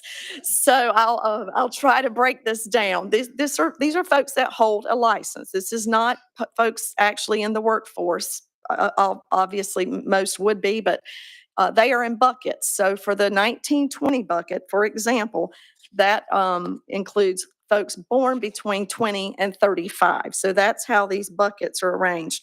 And I'll tell you, for RNs in the first bucket of 1920 to 1935, we have about 10 folks still actively licensed. And for the LPNs, we have one in that group. About half of our RNs were born since 1980. Nearly a third of our licensed RNs are between 45 and 60 years old, and slightly more than a third for our LPNs. A little less than half of our LPNs were born since 1980. But I can't tell you how many times I looked at this trying to figure out when people were born and what the charts meant. But these next charts just show the volume that our licensure staff handles in terms of exam applications. So the exam by license type, which would be the blue and gold colored pie chart, this split is similar to prior years. LPNs are slightly higher. The previous years, we were 86% RN and 14% LPN, and these are exams by license type. And then the pie chart on the right shows you exam by birth year, the same kind of bucket that we were looking at on the previous slide. And it shows that the largest group of our exam applicants were born after 1995. So they are a much younger population, which is good for our workforce. And the bottom line chart shows you the exam applications that our staff are processing every single month. Okay, this is endorsement applications. Endorsement applications are folks coming into North Carolina, our in-migration from other states. And our licensure staff process, as you can see, quite a few endorsement applications every single month. And I believe for last fiscal year, it was over 6,600 applications they processed. These three show where nurses are coming from. The column on the left shows you our top 20 states for endorsement. You can see New York, Florida, Pennsylvania, Texas, and Illinois round out the top 5. And that's where we're getting the most applicants from that are endorsing into North Carolina. And by far, there are more RNs endorsing than LPNs. And then the pie chart on the right shows you where these folks are coming from in terms of compact state or a non-compact state. Okay, the next one, I think the takeaway from here is our licensure staff's extremely efficient. Once we get everything we need, most applications are done in a day, some less, definitely less than a week. The only outlier is for our non-United States exam applicants. It requires more information and documentation that has to be reviewed and vetted before we can issue the license. But our licensure staff, they do an exceptional job processing licenses. When we were at Winston-Salem a couple weeks ago at NCNA, had a couple of folks come up to our vendor table, and one, I don't recall what state she had moved from, but she said, "You all are so much faster and so much better." And she said, "I really appreciate when I call the Board of Nursing, someone answers the phone." But they were just talking about how quickly they got their license, which I was very proud to bring that information back to Tony Graham and our licensure staff. Okay. You heard talk about our PLLCs and our professional corporations. These are businesses owned by RNs and APRNs. This just shows a breakdown of how many are PLLCs versus how many are professional corporations. And I believe last year, about 1,887 applications were processed for the two types of businesses. Now I'm going to move into education and practice. This just shows a breakdown of our pre-licensure programs in North Carolina, associate degree programs being slightly more than diploma, followed by baccalaureate, and now we're getting direct master's entry programs as well. The bottom bar graph just shows the new programs that you all approved the last fiscal year, and it was 6 programs approved. And this one just showed, the first on the left in the blue just shows how many, there's turnover with program directors. And this shows how many program directors are reviewed, vetted, and approved by our education staff for the last fiscal year. And the second bar graph shows how many seats, potential student seats, have been added by approvals of either initial programs or expansion in seat capacity for existing programs. And the orange line shows the new programs. And for last fiscal year, we added 805 seats for new programs, and we added just over 1,000 seats for student capacity with existing programs. This just shows kind of the top applicants, where they're coming from our North Carolina schools. And I think the top 2 were usually kind of at the top. And I see Meredith probably looking at Dr. Griffith for ECU holding the top spot this year, followed by UNC Chapel Hill and then UNC Wilmington. And again, this is not all the programs, just a snapshot. I believe these are maybe 25. Here's something to be proud of. Our nursing education programs in North Carolina. Just in summary, the blue line is North Carolina, the orange line is the United States. As you can see, our pass rates for average NCLEX exam pass rates, we are above the national average in all 3 programs. And this is a 5-year trend, and we're consistently above the national average. And if you want to see the most recent NCLEX rates, they are always on our website. You can go under board information and statistics, and you can find the most recent quarter pass rates for our programs. This is our CET consults. So our practice staff, they do consults with employers and nurses throughout the state to complete a complaint evaluation tool, which is a tool developed by board staff here. And it works with folks after a practice event. And there are 5 criteria that get scored. And this helps to guide the manager or the supervisor or an employer as to appropriate action in terms of if an event needs to be reported to the board, or if it is something that is more appropriate to be handled by the employer.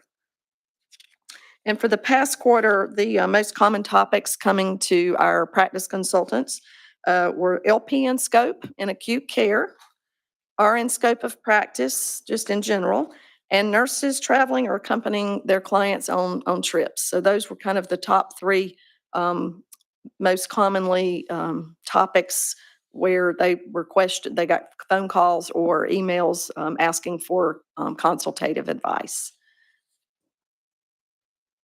Okay, complaints and investigations. This top bar chart just shows a breakdown where we get the most complaints. It's by far the public. It always has been. We do see that line continuing to get a little bit more, where a bigger percentage of our complaints come from the general public as opposed to an employer or a facility. And anecdotally, other boards in the state are also seeing the same thing, where public complaints are on the increase, and other boards of nursing, when we go to NCSBN, anecdotally also see the same results. The complaints closed is the bottom, the pie chart. About 2/3 of the complaints have cases opened. Of the ones that aren't opened, the reasons might be it's not a nurse, maybe it's a medical assistant or an NA or something of that nature, or an entire facility. We do sometimes get folks that will complain about an entire facility, which of course is not within our jurisdiction.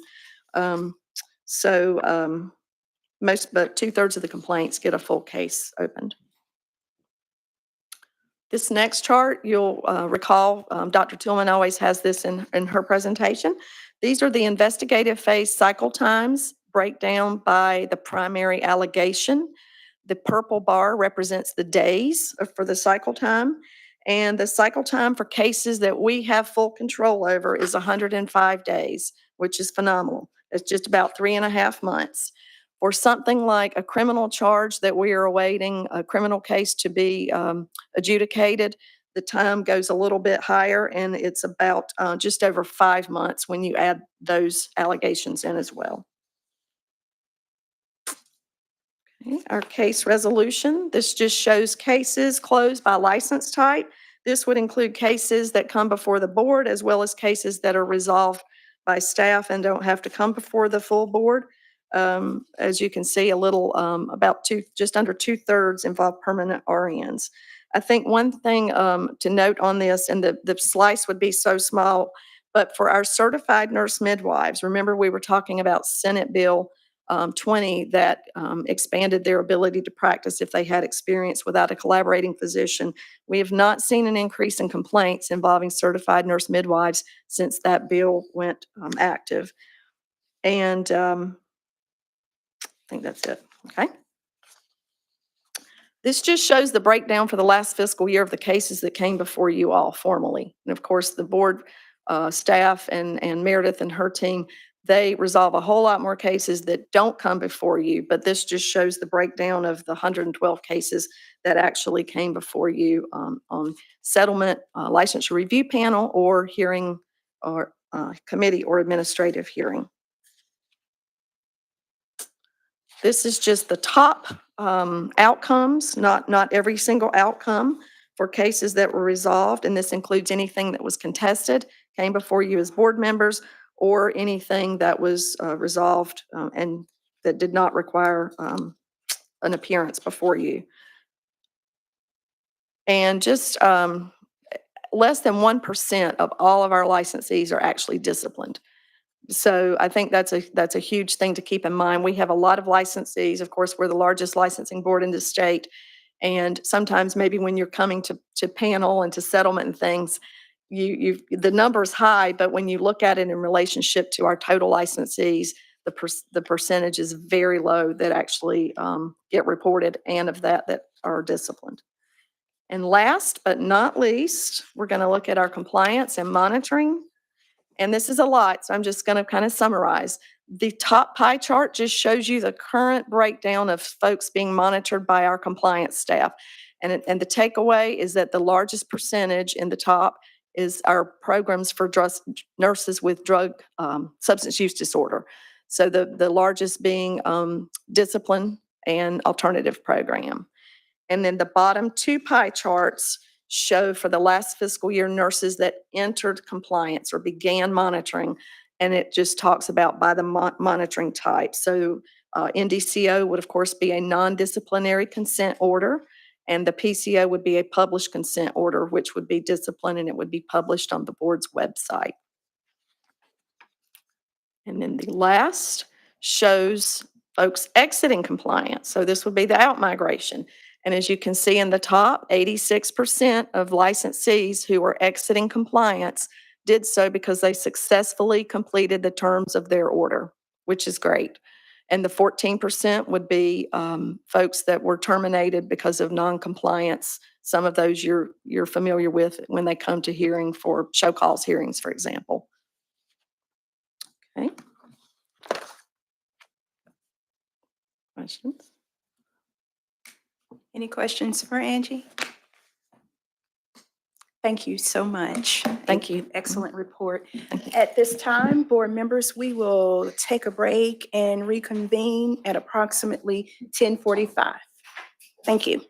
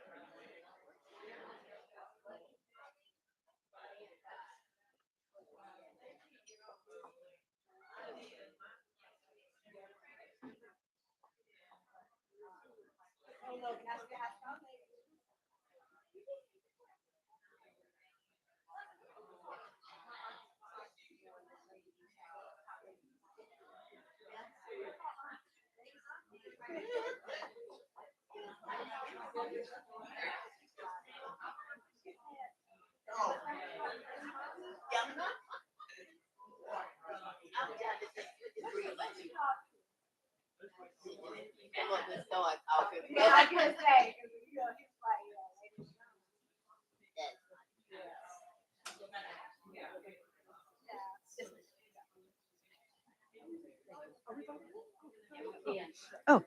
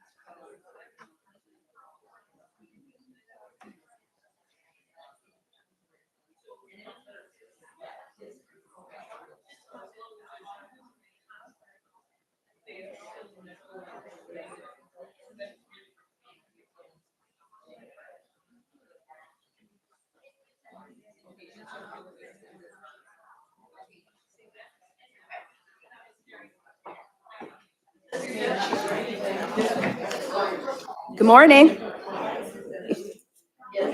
Welcome back. Yes. I probably knocked my coffee over.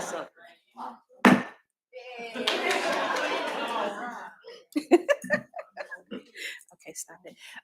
The board business meeting is now back in session. I would now like to recognize Dr. Terry Ward for item M16 on our agenda.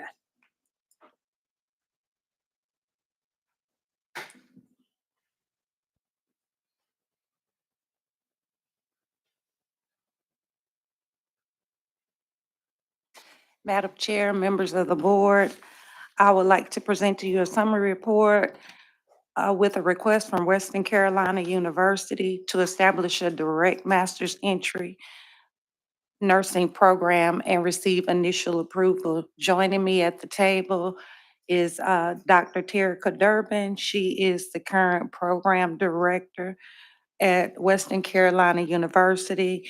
And she has the representative from her curriculum committee, the lead of her curriculum committee, who has worked closely with me as well to submit information for this request. The North Carolina Board of Nursing received an application from Dr. Terry Durbin, Program Director with Western Carolina University, to establish a direct master's entry program. The application was received on June 16th, 2025. The proposed program prepares a practice-ready generalist. The curriculum was intentionally built to support rural health disparities and transformational leadership. The proposed Western Carolina University DME program requires 56 total credit nursing hours, 42 of those which are in the BSN core, and 14 of those which are in the Master's in Science of Nursing core, to be completed across 4 semesters. The maximum total enrollment is 120 students, and the date for admission to the first class is slated for January 2026. The physical location of the proposed DME program will be located at WCU in Callaway, North Carolina.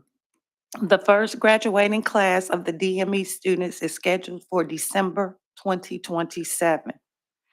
The application demonstrates evidence of the proposed student population, projected student enrollment, financial and learning resources necessary to implement and maintain the program.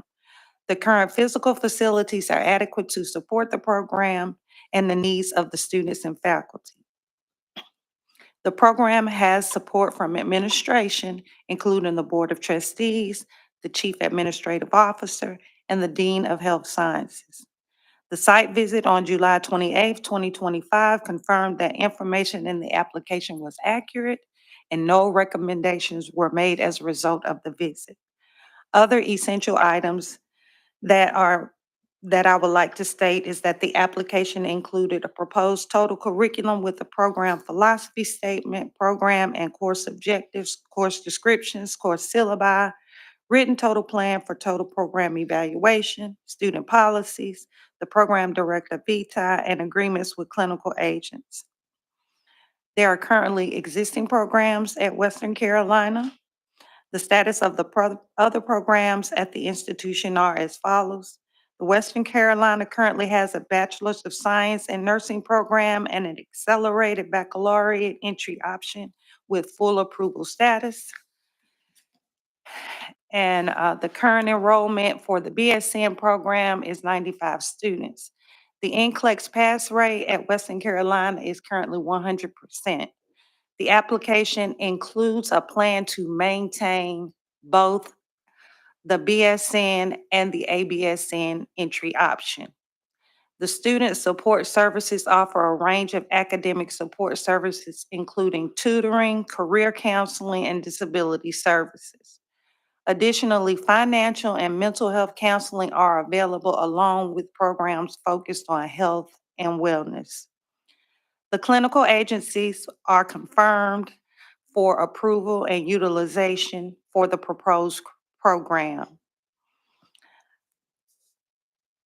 And the application submitted included written indications for agency executives or designees who support the use of their facilities for clinical resources and have made them available for utilization to the DME program at Western Carolina.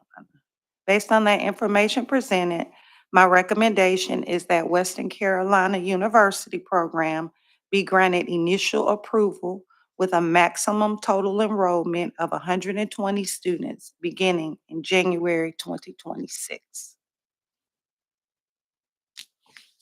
Thank you, Dr. Ward. Are there questions? So I have just a few.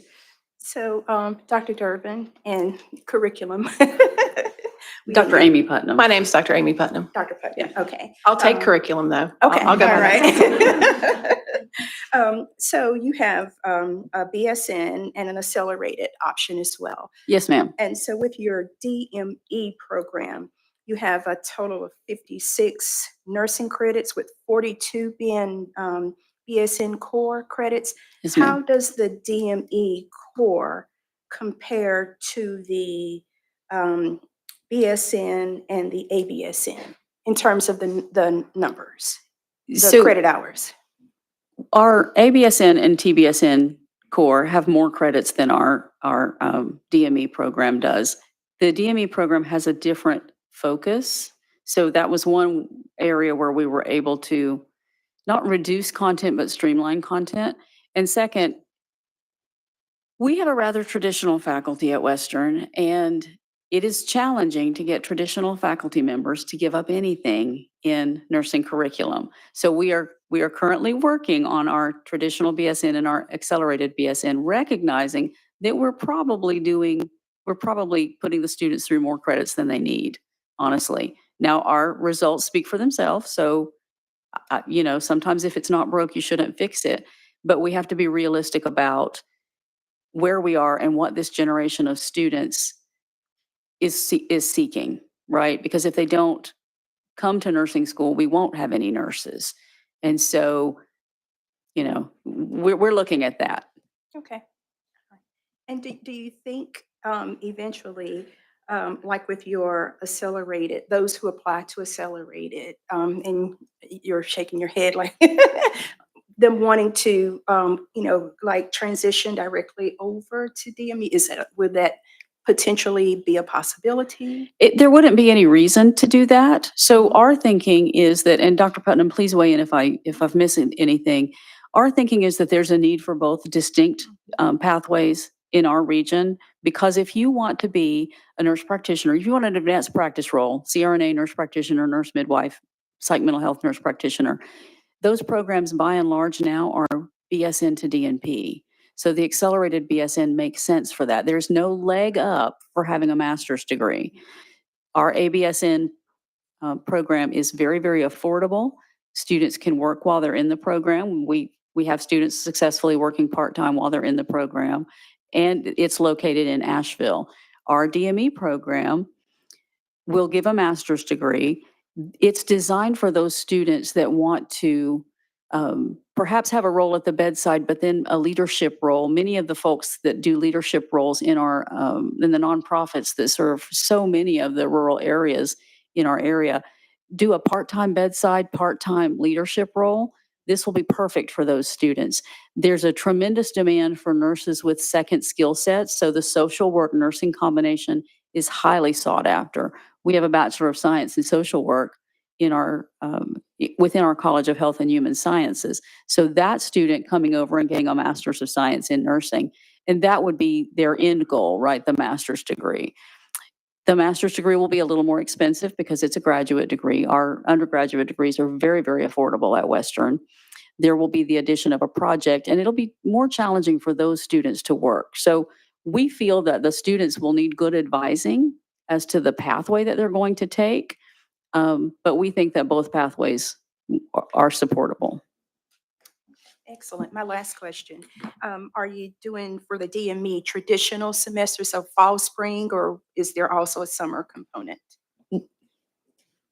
Yeah, there's a summer component as well. It will go through. And the thing about and I do want to add on to what you said just a minute about advising. I think advising is probably the key to success in figuring out which students need to be in the ABSN program and which students need to be in the DME program. And at the front end in education, people just see a program and they're like, I want a master's degree. Well, is that student the right fit for that program? And looking at what they need to do. Do they need to keep working while they're in a program? Do they want to come to Cullowhee? Cullowhee's an hour west of Asheville. That's very rural, area. Or would a better fit be like that ABSN program that's in Asheville? And so when we think about that and we think about how the program is laid out, that advising piece is going to be absolutely critical. And we built that need into this program. So we're asking for that. But yeah, I want to add that. Thank you. Wonderful. I look forward to hearing more about this in forthcoming future. And at this point, do I have a motion to approve staff's recommendation? The motion has been made by Dr. Shaw. Is there a second? Seconded by Karen York. I will now call for a vote. All in favor by show of hands. And the vote is unanimous. Congratulations. Thank you.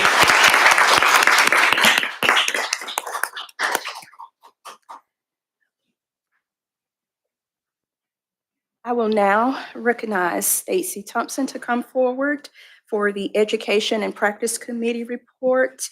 Committee members include myself as chair, Andrea Jepson, Dr. Amy Steele, Dr. Brooke Kistler, Dr. Carmen Shaw, and Ms. Sandra Lewis.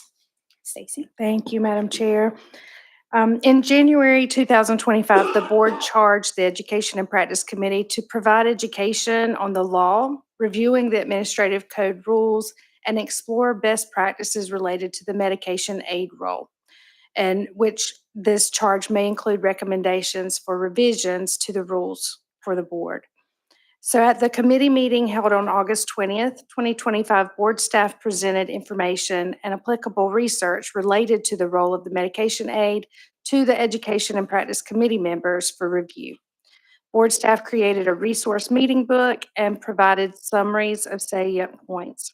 The content of the board staff presentations consisted of background information on the development of the Medication Advisory Committee in 2002 to develop legislation, training requirements, and curriculum for the role of medication aid, North Carolina governance components related to the role, NCSBN Model Act and rules and related resources, current North Carolina Board of Nursing position statement entitled Medication Aid Education and Role in Long-Term Care Skilled Nursing Facilities versus Adult Care Settings, a literature review of the role of the medication aid, and other state laws and rules specific to the role. Following the board staff presentations, the Education and Practice Committee members discussed the information provided and plans for the upcoming November 12th Education and Practice Committee meeting. Plans for the November 12th meeting are to include information from various stakeholders such as medication aid instructors, medication aids that are currently in the role, employers of medication aids, and others regarding the current training and utilization of medication aids in long-term care, focusing on the current challenges and sustainability of the medication aid workforce. And that concludes the summary of activities. Thank you, Stacy. Are there questions for Stacy? Seeing none, thank you. And thank you, committee members. Next on my agenda is the results of the election. Are they ready? Do we have the result? Okay. Okay, all righty. So we will move forward. We'll come back to that. Oh, okay. So, drum roll. We will take a break for Dr. Steele, Madam before we Chair, take a break. one of my colleagues reminded me to vote, so I didn't know if you want to remind everyone to vote. Okay. Consider this a reminder that you need to vote. And since you have been reminded, we will take a break for IT purposes and resume shortly. Thank you.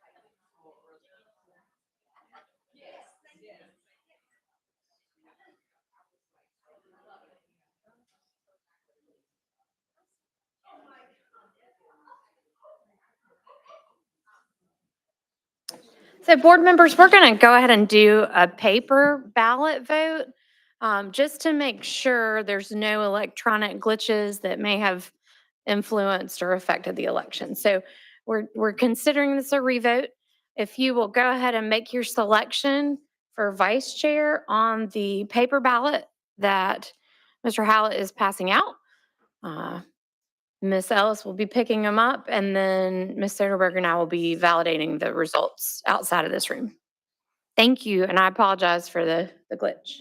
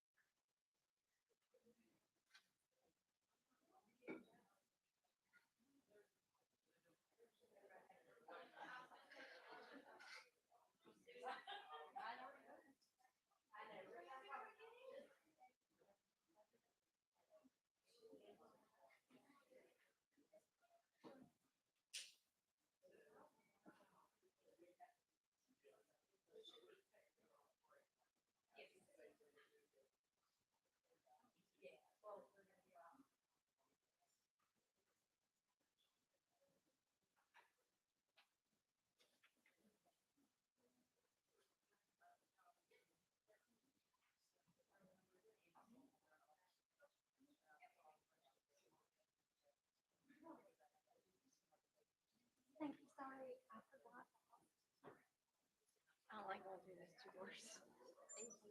They're cumbersome.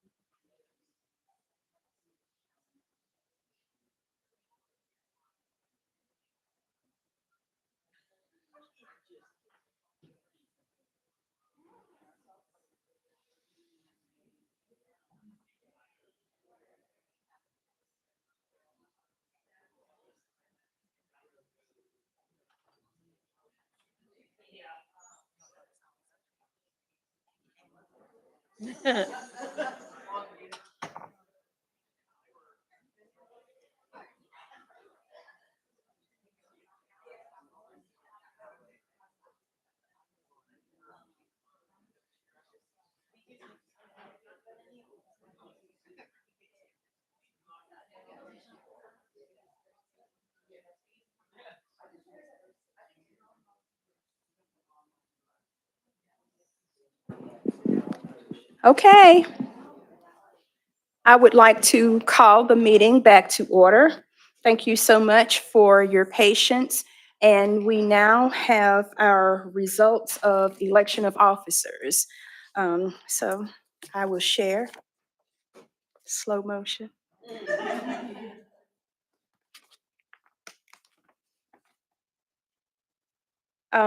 And congratulations to our Vice Chair, Dr. LaDonna Thomas.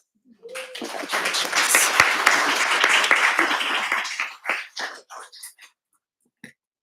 Still talking. And so now I'd like to recognize Dr. Crystal Tillman to come and present resolutions and plaques.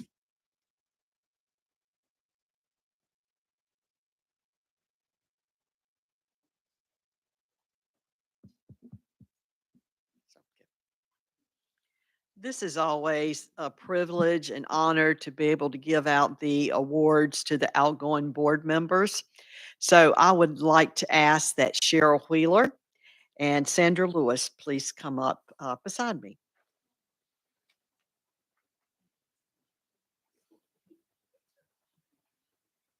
We appreciate your hard work for serving the board, and it's a huge impactful job. So thank you for all that you've done in your service to the board. So I'd like to read in appreciation of Cheryl Wheeler and Sandra Lewis, whereas the North Carolina Board of Nursing is charged with the responsibility of regulating the practice of nursing in order to assure safe nursing care for the public. And whereas membership on the board reflects a commitment to the public and the profession and willingness to provide leadership in nursing in North Carolina. And whereas board activities have required much time and energy from members, and whereas you have willingly and actively participated in numerous activities as a member of the board, therefore be it resolved that the North Carolina Board of Nursing recognize and express appreciation for the many contributions made by you in the leadership role you have provided in North Carolina, and be it further resolved that a copy of this resolution be attached to the minutes of this meeting and a copy given to you. So now we have our awards for you. Thank you. And we can look over there at Tony and.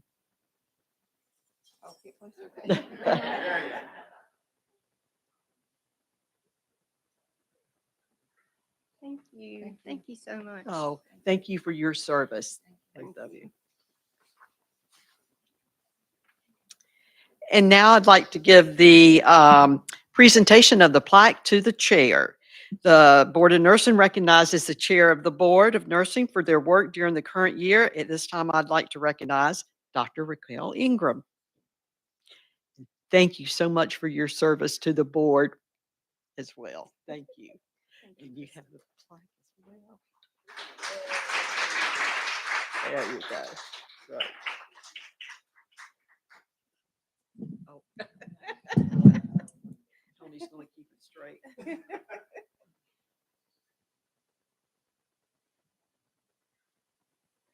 I need you to Photoshop my hair before you post this online, okay? And you, before you sit down, unfortunately, Arlene Imes, our vice chair, had to not be here today. So I would like for Dr. Ingram to accept her award in her honor. But this is for the vice chair of the Board of Nursing for their work during the current year. And Arlene Imes 1 year for 2025. So you can accept her award as well. And here we go.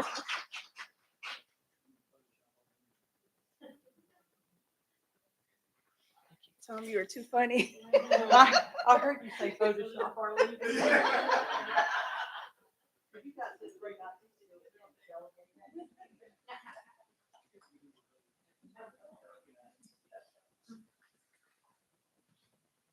Well, thank you, Dr. Tillman, for the presentations. I now need a motion and a second to go into closed session for the purpose of consulting with the board's attorney and preserving the attorney-client privilege consistent with General Statute 143-318.11. Madam Chair, I move that we go into closed executive session. Thank you, but I still have to keep reading, Uh-oh. Dr. Steele. Sorry. But I will come back to you, okay? This concerns the pending civil litigation filed by Kimball Sargent against the board. Additionally, the board will be hearing reports concerning investigations of alleged criminal misconduct. Finally, for personal matters which are privileged and confidential based on employment laws and closed session A6. Dr. Amy Steele has moved to go into closed session for the purpose of consulting with the board's attorney. Do I have a second? Tom Minowitz has seconded. All in favor by show of hands. And we are now into closed session. I will ask members of the public and staff to excuse themselves from the boardroom until the board goes back into open session. And at this time, I also direct IT to cease streaming of our meeting. By members of the public on YouTube. And no additional business will be conducted. I had to say it, y'all. Had to say it all.